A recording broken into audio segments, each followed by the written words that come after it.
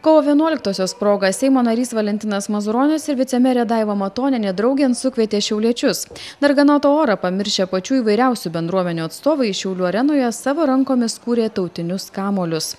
Šiauliečiai nuo vaikų iki senjorų tryško pakilę nuotaiką. Kūrybinių dirbtuvių idėjos autoriai ir organizatoriai nepriklausomybės atkūrimo datą pavertė entuziazmo kupiną valstybinę šventę. Mano nuomonė, kad svarbiausia šią dieną yra sutelktumas, bendruomeniškumas ir norėjus būtent, kad gaminantis tautinę atributiką, gaminantis tos tautinius kamuolius, tautinius burbulus, kad mes tiesiog susėstume visi kartu prie vieno bendro stalo, kad mes pasijustume, kad mes esame visi lietuviai. Iš paprastų išradingai susektų vienkartinių indų gimsta dekoratyviniai akcentai, žemės rutulį simbolizuojantys geltoni, žali ir raudoni kamuoliai. Būtent tos trys spalvos ir toks gražus apskritimas lik vienyje, lik žemė. Partijos Tvarka ir teisingumas nariai įsitikinę, valstybės gimtadienis turi virsti švente, kuri suvienija.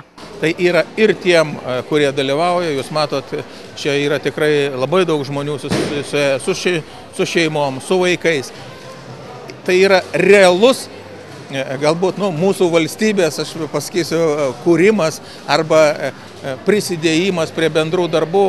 Manau, kad tai labai svarbu ir teisinga. Tautinių spalvų kamuoliai pakabinti Šiaulių ligoninėje ir moters bei vaiko klinikoje primins, kad bendra veikla galima sukurti šventę ir lietuvių vienybę.